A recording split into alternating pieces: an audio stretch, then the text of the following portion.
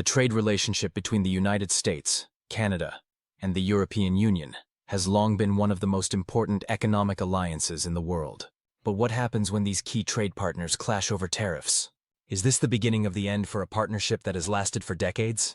Let's dive into the story of the contentious tariffs imposed by President Trump's administration and explore the fallout from the decision to raise tariffs on steel and aluminum by 25%. This bold move sent shockwaves far beyond the United States, sparking fierce retaliation from countries like Canada and the EU, both of which have been vital trade allies of the US for years. Could this be the beginning of a new economic reality? Or is it just another chapter in a complicated story? The rise of tariffs, a controversial decision. In one of the most contentious decisions of his presidency, Donald Trump's administration raised tariffs on steel and aluminum imports by a staggering 25%. These tariffs targeted key trading partners, including Canada, Mexico, South Korea, and Brazil, countries that had previously been exempt.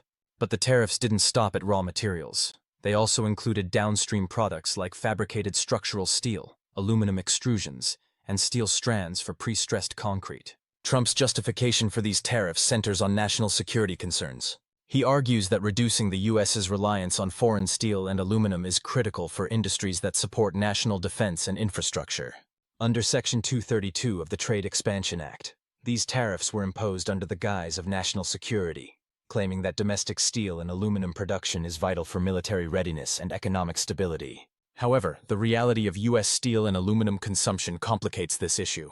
The United States imports about 23% of its steel and nearly 80% of its aluminum, with a significant portion of that coming from Canada. In fact, Canada accounts for a substantial share of U.S. aluminum imports, which are crucial to industries ranging from defense to automotive manufacturing. Despite this, U.S. aluminum production has drastically declined over the years, from 3.7 million metric tons in 2000 to just 670,000 metric tons in 2024. The fallout: Canada's strong retaliation. In response to the tariffs, Canada wasted no time condemning the decision. The Canadian government called the move totally unjustified, especially since Canadian steel and aluminum exports are deeply embedded in U.S. industries such as defense, shipbuilding, and energy. Canada has been a vital supplier of materials critical to U.S. military operations, making this decision particularly contentious. To retaliate, Canada imposed its own set of tariffs on a variety of U.S. goods, including bourbon whiskey, Harley-Davidson motorcycles, and denim jeans. This strategic move was a direct challenge to U.S. economic interests, especially those sectors heavily reliant on Canadian materials. For example, Canadian aluminum plays a key role in U.S. defense manufacturing, automotive production, and energy infrastructure. The tariff increase could have far-reaching consequences for these industries. One of the best examples of this deep economic integration is the Alcoa Bacon Core aluminum smelter in Quebec, which supplies large quantities of aluminum to U.S. industries. The U.S. relies on Canadian aluminum for everything from military equipment to vehicles, meaning the tariffs could disrupt not only these industries, but also the broader U.S. economy. Europe's response: united and unyielding. As Canada prepares its response, the European Union is also gearing up for its own. The EU's official stance on the U.S. tariffs has been firm. They are unlawful and economically counterproductive. European leaders have criticized the tariffs, stating that they will harm not just European industries, but also U.S. consumers. The EU has highlighted the deep interconnections between U.S. and European industries, warning that these tariffs could disrupt supply chains and cause more harm than good. Much like Canada, the EU has a history of retaliating against U.S. tariffs. Back in 2018, the EU imposed tariffs on U.S. goods such as whiskey, motorcycles, and orange juice. And now, European leaders, including German Chancellor Olaf Scholz and French President Emmanuel Macron, have promised a unified and swift response to any new tariffs. The economic impact of these tariffs could be significant. The U.S. imports over 1 million tons of special steel from Germany each year, and the EU has warned that the tariffs could increase costs for U.S. consumers, potentially leading to inflation and disruptions in the global market. The EU's economic interdependence with the U.S. is undeniable, and tariffs that harm European producers will inevitably affect American businesses that rely on these imports. The bigger picture: global ramifications. These tariffs are not just a regional issue. The global economy today is deeply interconnected, with supply chains spanning continents. Materials and products cross borders at every stage of production. Trump's tariffs could disrupt these intricate networks, affecting industries in Asia, Latin America, and beyond that rely on U.S. trade relations. The impact on the U.S. economy could be significant as well.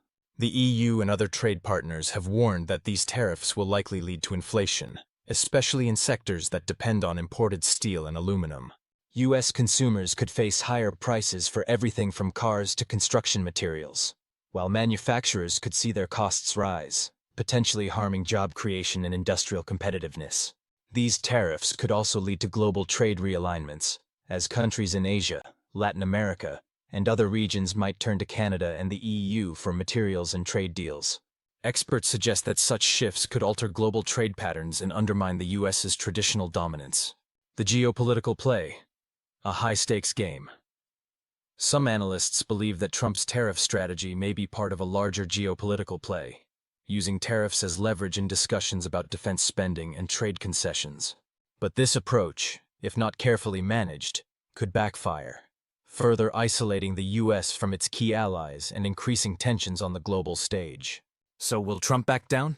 Despite the fierce backlash from Canada, the EU, and other global allies, it seems highly unlikely. On February 10th, Trump signed a proclamation regarding steel imports in the Oval Office, solidifying his commitment to the 25% tariffs on steel and aluminum.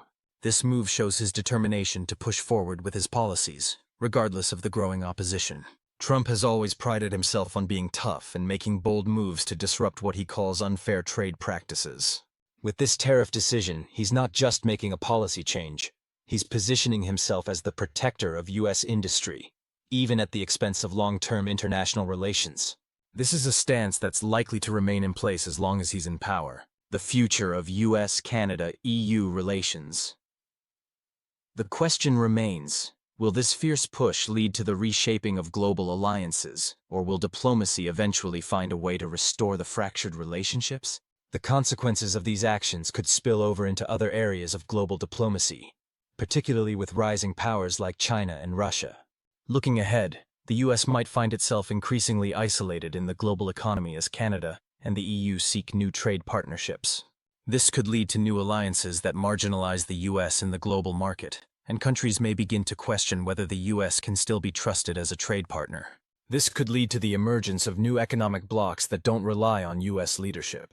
Will the U.S. continue down the path of economic isolation, or will diplomacy restore these vital alliances? Only time will tell. What's your take? What do you think? Are these decisions wise or misguided? Will the U.S. alienate its most important trade allies in the long run? Leave your thoughts in the comments below. And don't forget to like, share, and subscribe for more in-depth analysis on global geopolitics, trade, and economic issues.